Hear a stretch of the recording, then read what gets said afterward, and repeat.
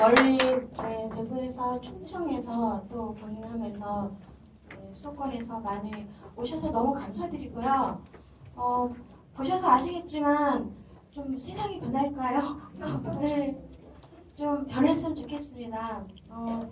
사실은 제가 오늘 시범설에 발표를 해야 되는 게 아니었나 그런 생각도 좀 드는데 그동안에 살아오면서 위기 순간에 우리가 무슨 일을 겪었는지 그리고 위기 대응이 왜 중요하고 전자버튼 사고과 위기는 무슨 관련이 있는지 그리고 이것이 왜 사회통합인지에 대해서 간단하게 설명을 드리겠습니다. 제가 요즘 발표할 때마다 보여드리는 그림이 하나 있습니다.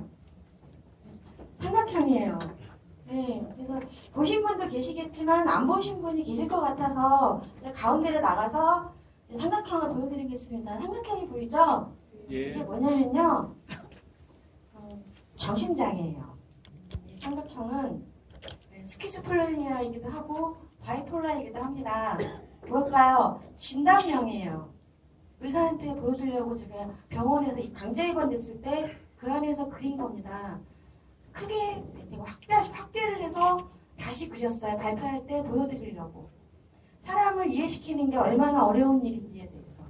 그래서 한번 보여드릴게요. 그냥 삼각형이잖아요. 네. 다시 좀 안 보이실 것 같은데.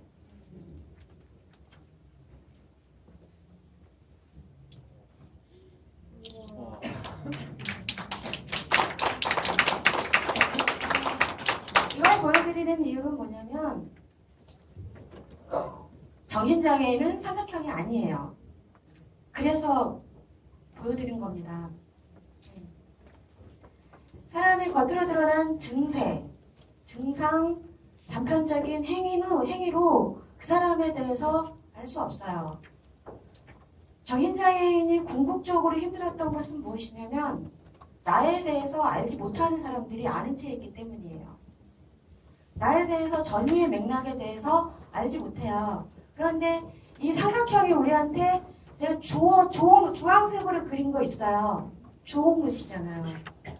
뭡니까? 낙인이에요. 우리한테 이 정신병에 낙인이 찍혀 있어요. 알지 못합니다. 당사자도 당사자에 대해서 알지 못해요. 다니엘로서는 제가 한국 사회에서 가장 많은 당사자를 만나고 다니는 사람 중에 한 명이거든요.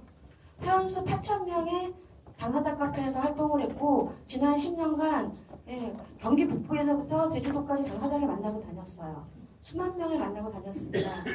거기서 느낀 진실은 뭐냐면 당사자에 대해서 알지 못한다예요. 사람에 대해서 진단명으로 사람을 판단했을 때는 너무너무 위험한 상황이 펼쳐질 수밖에 없다 해서 보여드린 겁니다. 의사한테 보여주려고. 당신은 날 감정입원 시키는데 사인을 냈고 오더를 내렸고 퇴원시켜 주려고 하지 않았지만 선생님은 나에 대해서 모르세요 라고 얘기하고 싶어서였어요.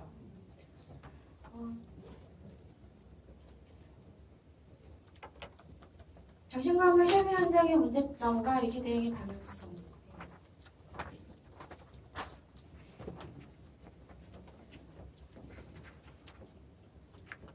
제가 12번의 입퇴원을 했습니다. 12번의 입퇴원을 하고 그 중에 8번이 정신병원에 강제 입원이었어요. 10번 이상 입원해보신 분. 아, 베테랑이세요. 20번입니다. 예, 20번. 존경합니다. 사랑해요. 제 인생이 입퇴원으로 점철되어 있어요. 그 전후의 과정들이 얼마나 힘듭니까? 입원하기 단계도 힘들지만 태어나는 것도 전쟁이에요. 그죠? 그런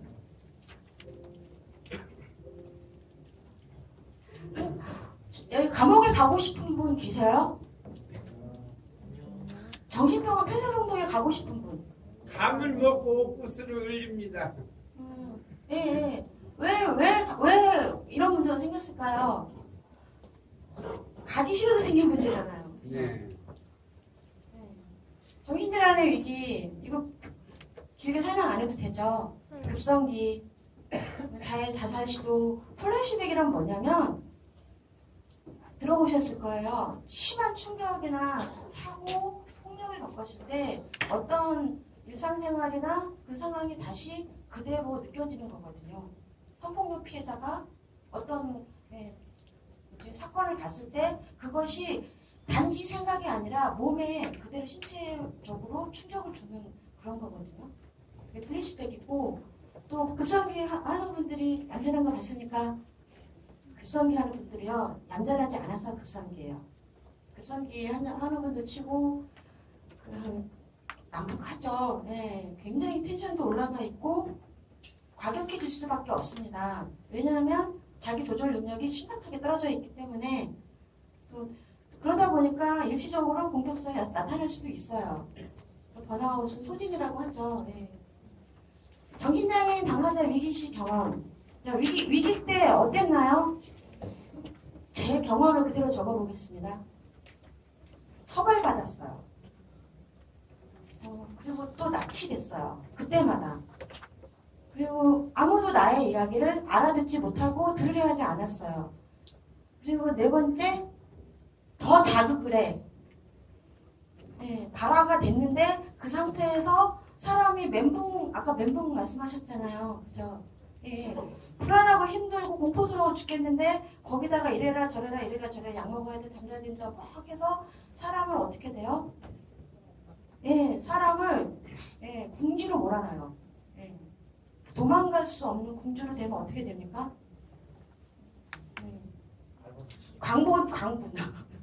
광분해죠. 예. 그 순간 당사자는 외딴섬같이 외톨이처럼 느껴져요. 예. 그래서 이 위기시 경험은 아마 당사자들의 자신이 어쩔 수 없는 상황에서 많이 겪었던 공통점일 것 같습니다. 그럼 한국 정신보건의 역사는 위기를 어떻게 했을까요? 지난 20년 동안 정신보건법이 생겼잖아요. 기관도 생기고 병원도 생기고 전문 직군도 막 생겼어요. 간호학의 교과서에 보면 위기 중재 매뉴얼이 나옵니다. 대단히 훌륭해요. 왜냐하면 전 세계적으로 오랜 세월에 걸쳐서 개발이 됐거든요. 근데 우리나라는 되게 이상했어요. 위기 대응을 안 했어요. 안 하거나 못했다는 거죠. 한국의 위기 대응은 뭐였습니까? 기승전 병원이에요. 세상에. 기승전 병원이 위기 대응의 문제 해결 방법이었어요. 근데 손 드셨죠? 감옥 가기 싫은 사람이 없잖아요. 가고 싶은 사람 없잖아요. 마찬가지로 폐쇄 정신병원에 가고 싶은 사람 없거든요. 근데 위기 시에 우리 한국은 무엇? 이게 해결책이었어요. 근데 당사자는 그걸 처벌로 느껴요. 치료라고 느끼지만 강제로 끌려가면 강제로 다치고 또 자기 의사결정권이 어떻게 됩니까? 완전 무결하게 박탈되는 거예요. 단순한 박탈이 아닙니다. 신체 자유를 어떻게 해요? 완벽하게 구속하는 거잖아요. 이거는 중범죄자에 해당하는 준엄한 판결을 받고 살았어요. 이것이 한국의 정신보건의 역사입니다. 위기 대응의 역사였어요. 이건 무슨 말이냐면 위기 중재를 했다는 겁니까? 안 했다는 겁니까? 안 했다는 거예요. 가장 중요한 것. 정신보건에서 가장 중요한 것, 위기 대응을 제대로 하지 않았다는 거죠. 현장에서 무슨 일이 벌어졌냐면 이제 와요. 정신보건 전문 요원이 오거나 경찰이 오죠. 또 뭐 있습니까? 사설응급위송단. 공통점이 있어요. 그 현장에서 이루어지는 그 드높은 격앙, 드높은 경멸. 무엇이 있습니까? 협박. 사냥터예요. 당사자가 겪었던 건 사냥터에서 사냥을 당한 그냥 그런 야만의 상태였어요. 왜냐하면 목적이 뭐였습니까? 정신병원에 넣는 게 목적이거든요. 그런 그 목적하에 다 그러면 아무리 그게 의도가 좋다 하더라도 당사자들은 어떻게 해요? 강제로 자기를 법박하지 당할 수밖에 없는 그런 현장을 계속 겪으면서 무슨 결과가 나타나게 됐냐면 회복이 겪는 것이 아니라 그 경험들을 받으면 받을수록 사람이 무능해져. 아까도 앞에서 얘기했지만 자기 스스로를 제어할 수 없고 선택하는 것들이 사라지면 사라질수록 그 사람은 무능해져요. 자기 선택에 대해서 결정하지 못하는 사람이 되고 자기가 선택한 것을 책임을 질 줄 알아야 되는데 내 책임이 아니거든. 그쵸? 치료기관에 간 것도 그런 순간 한 것도 내가 선택한 게 아니에요. 그러면 그 사람은 책임이 있습니까? 없어요.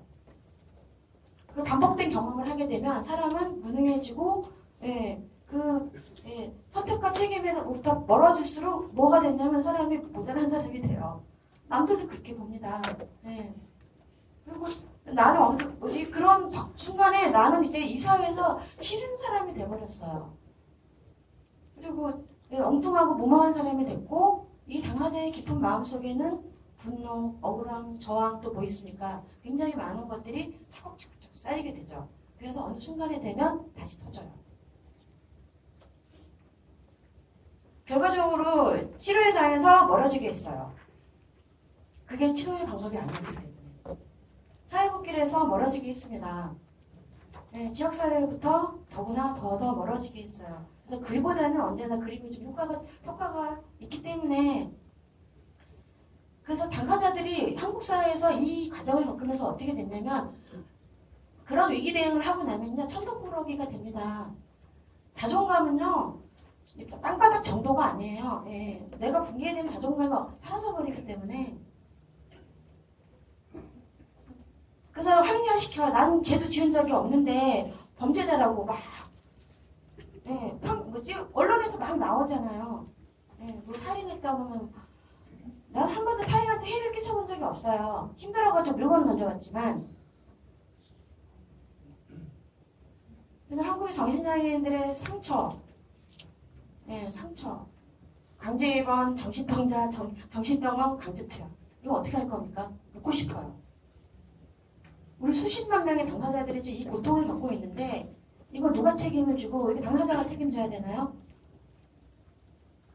죽기보다 싫었던 강제 입원, 자기결정권 박탈. 우리 시대 정신보건법 세대 능력 100%예요. 지금은 줄었죠. 지금 줄었다고 해서 과거에 그때 겪었던 것들이 사라집니까? 이게 우리가 가지고 있는 근본적인 문제입니다. 우리 당사자가 그린 거예요. 제가 이번에 그림책 작업을 했는데요. 아주 슬픈 그림입니다. 이 그림은 정말 당사자만이 그릴 수 있어요. 무슨 그림이냐면 침대에 묶여서 바라보는 이 장면이에요.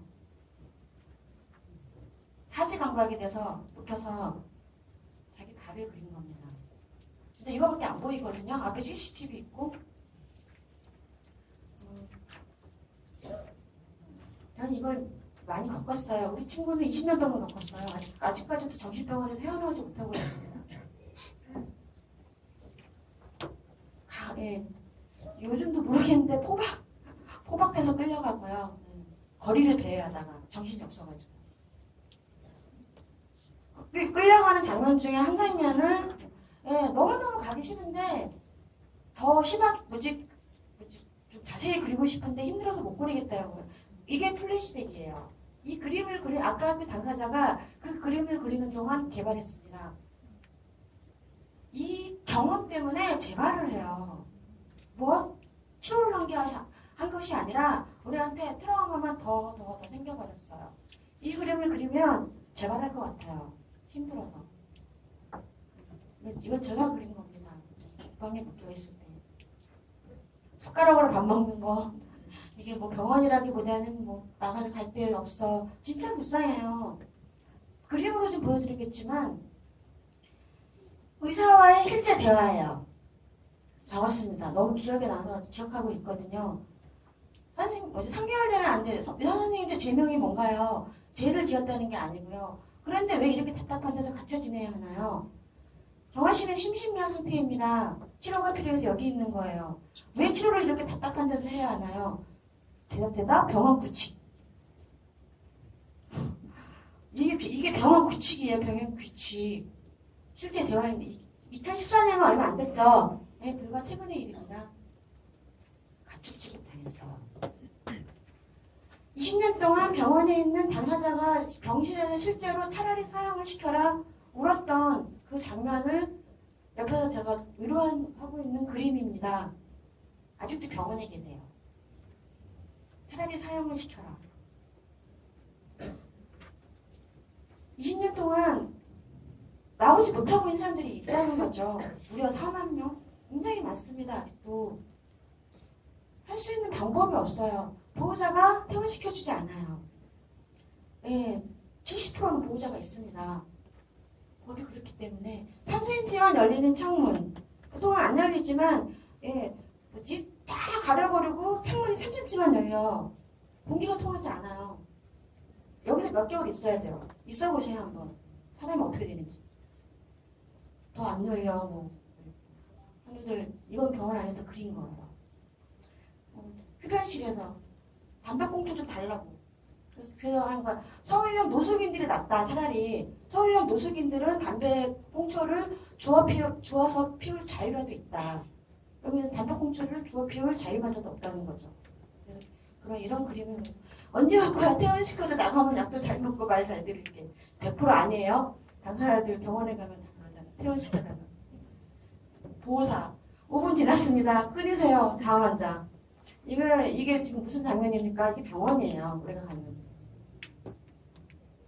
그래서 그랬습니다. 정신장애인이라고. 그래서 당사자들한테 보여줬어요. 병원 안에서. 이게 우리 처지야.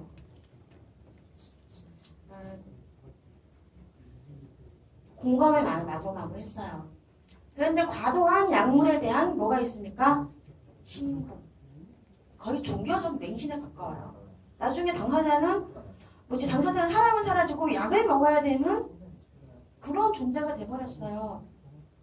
그래서 이 삼각항에는 플러스 약도 있죠. 약물에 대한 선택관도 없다는 거죠. 근데 또 치료 환경이 강제입원 안 했던 당사자도 있어요. 그리고 대학병원처럼 또 지금 좋은 병원도 생겼죠, 몇 군데. 그런 좋은 필요의 경험이 있는 당사자도 물론 있습니다. 극단적이에요. 가난한 환자가 갈 수밖에 없는 병원은 병원이라기보다는 수용소에 가깝거든요. 이게 문제예요. 지금 이 제도에서 절차보조 사업에서 가장 우리가 바꾸려는 환경은 무엇이냐면 바로 여기서부터의 이제는 이 잔인하잖아요. 이 잔인한 현장을 바꾸려는 거죠.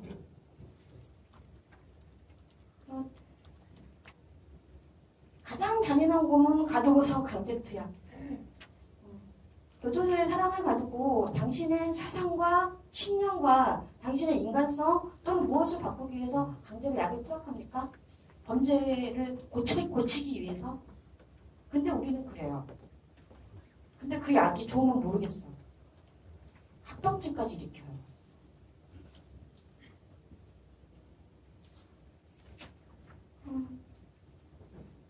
의료 현장에서 환자에게 약에 대한 설명과 약물 구입 기준과 지침도 없다. 부작용을 회사에서 들어주지 않았다. 이 내용하고 똑같은 내용을 의사 선생님 앞에서 발표를 했습니다.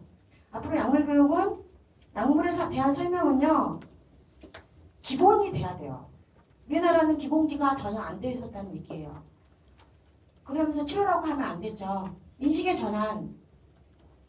위기는 기회다. 그 환자를 가장 치료할 수 있는 적절한 시기가 언제입니까?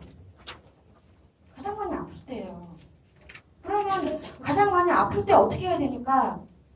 가장 많이 아플 때 그 환자한테 가장 필요로 하는 것을 찾아서 제공해 줘야 돼요. 그러면 치료가 되겠죠. 아까 위기 대응을 그렇게 해버리면 치료가 될까요? 아니요.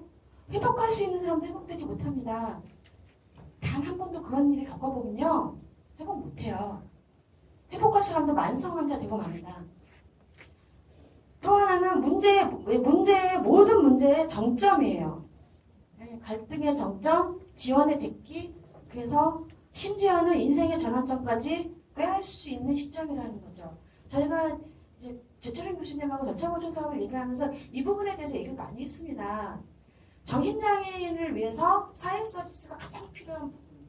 그건 이 장애로 인한 어려움을 겪을 때 그 어려움으로부터 그 사람으로 사회의 일원으로 살아갈 수 있게끔 도와주는 반드시 필요한 사회 시스템이에요. 그런 거고요. 인권 침해가 당연히 그 순간에 발생하는 주요 원인이 됩니다. 위기 지원의 중요성에서 굉장히 중요하고요. 또한 피해가 발생해요. 인명 피해가 발생합니다. 당사자만 피해가 발생한 것이 아니라 당사자의 주변부도 피해가 발생하거든요. 이를 해결하는 것, 방향성. 지금까지 어떻게 했어요? 아까 그랬잖아요. 잘 모르는 사람들이 아는 체 했단 말이죠. 정신장애는 다른 신체 질환이나 신체 장애와 달라가지고 굉장히 인생의 문제들이 개입이 돼 있고 또한 사회적이며 심리적이며 또한 생물학적인 면까지 복합적이잖아요. 그렇기 때문에 당사자의 입장에서 살려고 하지 않으면 내가 하려는 어떤 행위가 가해가 될 수 있어요. 나는 치료한다고 했는데, 나는 상담한다고 했는데, 나는 도움을 주려고 했는데 당사자는 학대를 받았어. 이렇게 돼버립니다. 그래서 입장을 가급적 당사자 중심으로 놓지 않으면요 반드시 거기서 인명피해가 발생할 수밖에 없습니다.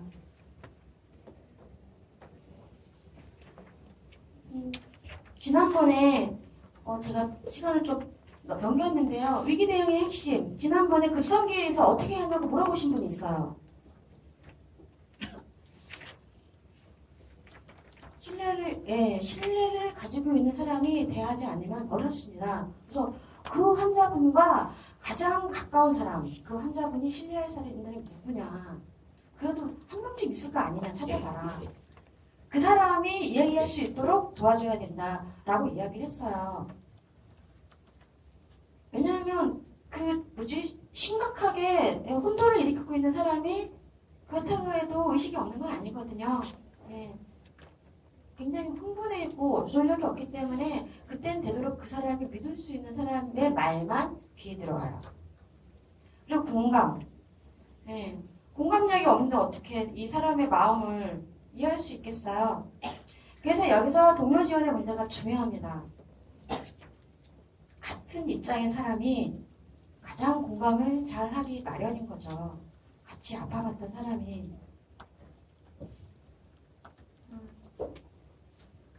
오늘 현장의 변화는 이제 아까 뒤에서 좀 슬라이드에 넣어놨기 때문에 넣어놨어요. 법과 제도가 있어야 됩니다. 그래서 반드시 기억해야 될 것은 한국 정신장애인의 특수성을 반영한 제도가 돼야 되고요. 그래야 우리의 이 심각한 모순을 해결할 수 있지 않을까요? 그리고 과거의 가해자들이 나는 의료 현장에서 환자를 치료한다고 일을 했어. 정신보건 현장에서 지역사회에서 전문가 역할을 했어. 제대로 했습니까? 당사자는 20년 전 급성기 때 했던 사고를 지금도 울고먹어. 솔직히 내 입장에서는. 또 그때 그랬잖아. 그러면 우리 주변의 전문가들은요? 묻고 싶어요. 그런 사람들이 옹호자가 될 수 있습니까?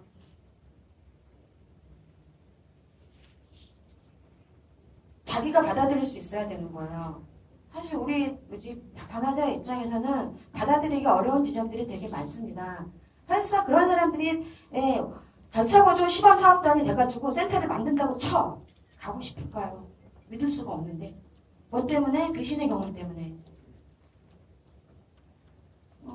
전차보조 사업은 사실 법률적인 용어여가지고 정확하게 얘기하면 당사자가 위기에 처했을 때 위기에서 벗어날 수 있도록 도와주는 제도예요. 무엇을 위해서? 사회의 일원으로 서서 함께 살아가기 위해서 시스템을 재구성하는 새로운 시스템의 시도거든요.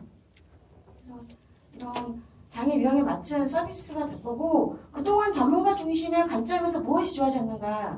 병원의 수용원에 들어가는 비용의 100분의 1이라도 당사자에게 지원된다면 사회적 효과는 훨씬 발전적이지 않겠는가? 당사자를 지원하는 것이 더 큰 사회적 비용을 지불하는 것을 예방하는 길이다. 그래서 다른 모든 나라들이 이걸 채택하고 있어요. 당사자들의 요구, 정신장애 옹호지원센터의 건립 좀 만들어 달라는 거죠. 한 군데라도 저희가 이번 시범 사례를 한 거는 이거 시범 사례 하기 전에도 우리가 일상적으로 하던 일이었어요. 당사자 아프면 응급실 데려가 급성기 케어를 해야 돼. 병원 가기 싫으면 당사자 붙잡고 밤새. 저희가 오랫동안 자조문하고 단체 활동을 했기 때문에 자체적으로 돌아가는 시스템이었어요. 남들은 돈 받고 그 일을 하는데 우리는 내 돈 쓰면서 그 일을 해야 돼요. 좀 만들어달라는 얘기예요. 한 군데라도 만들면 다른 데도 만들어질 수 있습니다. 또 지역 정신건강센터는 하는 일이 많죠. 다른 점이 있어요. 지역 정신건강센터에서 제대로 지금 정상화가 돼서 일이 제대로 안 되고 있지만 지역 주민의 정신건강에 대한 사랑관리거든요. 많은 사업의 내용이 있지만 정신장애인의 집중적인 옹호 서비스가 되어 있는 그런 거랑 다른 거예요. 정신장애인 옹호 지원 센터에 하는 일은 인파워먼트에 대한 개념이거든요. 그래서 좀 다른 개념이고 왜 이게 필요냐 하냐면 이제는 당사자가 주인된 무언가 하나의 시스템과 전달 체계가 필요하다는 것이거든요. 저희가 보건복지부에 요구하는 사안이에요. 그렇게 잘난 전문가들은 그럼 왜 그렇게 했습니까? 당사자들은 믿을 수 없어서 불안해서 이런 거 하면 안 된다고 얘기를 해요. 불안하다면서. 그럼 그 잘난 전문가들은 센터 세워가지고 얼마나 잘했는데요. 그래서 그렇게 병원을 1,400군데나 만들어가지고 이 지경 만들었습니까? 왜 당사자가 시도하는 것은 안 된다는 얘기죠? 보건복지부에 저희들은 정확하게 요구하고 싶어요. 그동안 우리한테 그렇게 했으면 좀 돌려내라는 거죠. 저희도 좀 살아야 되지 않겠어요? 당사자 옹호지원센터 건립을 저희가 희망하고 반드시 쟁취할 수 있도록 우리 당사자들이 단결해야 될 것 같습니다. 당사자 앞에 이야기들은 많이 좀 된 것 같아서 시간을 많이 빼서 죄송합니다. 당사자들이 많이 성장해야 돼요. 지역에서 많이 준비되지 않았지만 진짜 한두 군데라도 한번 시도하고 도전하면 되지 않을까요? 네, 이것으로 마치겠습니다.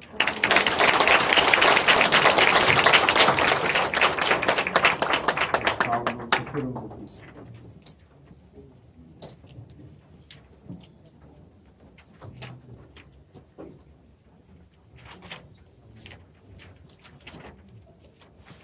이정아 대표님이 좋은 말씀을 많이 해주셔가지고 저는 많은 부분을 좀 생략하고 넘어가도록 하겠습니다. 슬라이드 나올 때까지만. 예.